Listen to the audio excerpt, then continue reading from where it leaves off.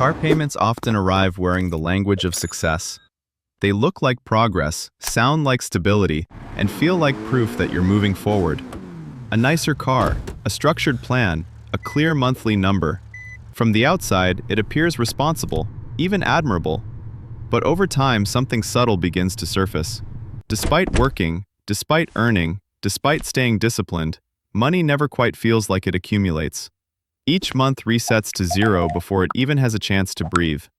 The sense of advancement exists, but the feeling of financial ease does not. This isn't because the payment is reckless or poorly planned. It's because obligation, when mistaken for achievement, quietly consumes the very surplus that creates real security. What looks like success in motion can, underneath, be a system that keeps you permanently busy, but never truly ahead.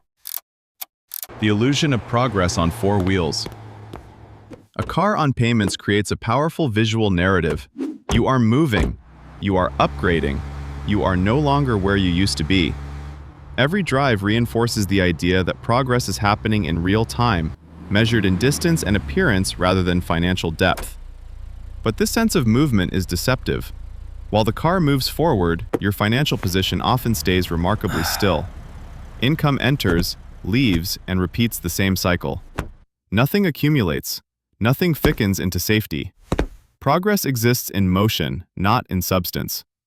What makes this illusion convincing is how socially reinforced it is. Cars are visible. Stability is not. People see what you drive, not how little margin you have left at the end of the month. Over time, the mind begins to equate visible movement with genuine advancement. This is where the illusion settles in. The vehicle feels like growth even as it quietly consumes the very excess that would have allowed real progress to take root. When looking successful replaces feeling secure. At some point, the car stops being about transportation and starts becoming a signal. It tells a story before you speak. To others, it suggests momentum, competence, arrival. And slowly, you begin to borrow that story for yourself. If things look successful, they must be stable. But security is a quiet feeling, and appearance is loud. The car draws attention outward, while real safety is something you feel when nothing is demanding your next move. Over time, the gap between how things look and how they feel begins to widen. You look ahead, but inside, you remain alert. What makes this trade subtle is how rewarding it seems at first. Validation replaces ease. Recognition stands in for rest. You don't feel unsafe, but you also don't feel settled. You feel maintained. This is where success becomes performative, not for others, but for yourself. And the cost isn't money alone. It's the slow erosion of the feeling that you are actually okay, even when no one is watching. Income that never feels like it grows. When car payments enter your life, income can start behaving strangely. On paper, it increases. Raises come. Bonuses arrive. Yet the feeling of having more never quite appears. Each gain seems to dissolve into the same pattern, absorbed before it has a chance to change how life actually feels. This creates a quiet confusion. You work harder, earn more, and still hesitate in the same places. The numbers move, but your sense of capacity doesn't. Income becomes something you manage rather than something you build with. It flows through you, not toward you. What's difficult to notice is how this reshapes motivation. Growth stops feeling expansive and starts feeling compensatory. You don't ask what more income could unlock. You ask what it needs to cover. Over time, this reframes progress as maintenance instead of momentum. This regret isn't about earning too little. It's about realizing that income, when pre-assigned to obligations, can rise without ever letting you feel richer in the ways that actually calm the nervous system. Monthly payments as a ceiling, not a tool. Monthly car payments quietly turn into a ceiling you learn not to look past. They don't feel restrictive at first. They feel organized, a fixed number, a known boundary. But over time, that boundary becomes the highest point your money is allowed to reach before it gets pulled back down again. You stop thinking in terms of growth and start thinking in terms of fit. Can this expense still fit? Can this plan still fit? Money becomes something that must stay within lanes rather than something that can stretch outward. The payment doesn't just leave your account, it sets the altitude of your financial thinking. What's subtle is how practical this feels. Tools are meant to help, but this one doesn't amplify your options, it caps them. The payment becomes the reference point every decision checks against. This regret isn't about having limits. It's about realizing that a tool meant to support movement has quietly trained you to live beneath a ceiling you didn't intend to build. How debt quietly delays real stability. Debt rarely announces itself as danger. It presents as structure, as commitment, as a reasonable trade made for convenience or status. And because nothing immediately breaks, stability feels close, almost within reach. Just not now, maybe after a few more payments. This is how stability gets postponed. Not denied, just deferred. You tell yourself that once the balance is lower, once income rises a bit more, once this phase passes, things will feel solid.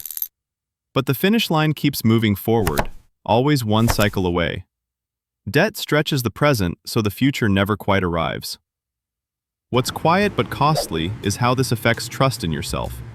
You stop believing stability is something you can inhabit now. It becomes something you earn later.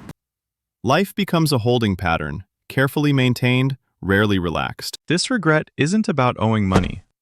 It's about realizing that debt doesn't just take cash from the future. It delays the emotional permission to feel grounded, even when you're doing everything right. The emotional cost of always catching up. Living with constant payments creates a specific emotional posture. You are rarely falling behind, but you are almost never ahead. Each month feels like a controlled sprint to the same finish line, where relief lasts briefly before the next cycle quietly begins. This state doesn't feel stressful in obvious ways. It feels alert, attentive. You become skilled at monitoring balances, timing expenses, and adjusting expectations.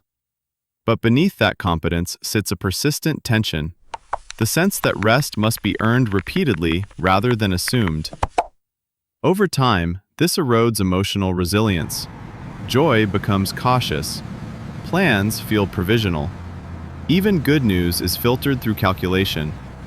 You are not failing, but you are always compensating, subtly managing the gap between effort and ease. This regret isn't dramatic. It's the realization that always catching up leaves little room to feel genuinely supported by your own life, even when nothing appears to be going wrong. Redefining success without ongoing obligations. At some point, a different definition of success begins to surface. Not louder, not more impressive, just quieter and steadier. It's the kind that isn't visible from the street, doesn't announce itself through objects, and doesn't require monthly confirmation. It feels less like motion and more like ground. This version of success isn't about having less. It's about needing less permission from the future. When obligations loosen, time stretches differently. Money waits. Decisions regain their softness. You stop asking what you can manage and start noticing what actually supports you. What changes most is your internal posture. You feel less performative, more present. Progress no longer has to be proven. It can be felt privately, in the absence of pressure rather than the presence of symbols. This isn't a rejection of comfort or ambition. It's the recognition that real success often begins where ongoing obligations end, and where your life no longer needs to explain itself to feel valid. Car payments don't fail you loudly. They succeed quietly at keeping life just tight enough to feel managed, but rarely spacious. Nothing collapses. You function. You cope. And because everything technically works, it takes time to notice what isn't growing. What's lost is not status or convenience, but margin. The space where money could pause. The space where decisions could soften. The space where effort might finally turn into ease. Instead, progress keeps looping, polished on the surface, repetitive underneath. This isn't a moral judgment about debt or cars. It's an invitation to notice the difference between moving forward and getting ahead, between looking successful and feeling supported. Sometimes, the most powerful shift isn't earning more or upgrading again, but choosing a life that doesn't need to stay busy just to stay afloat.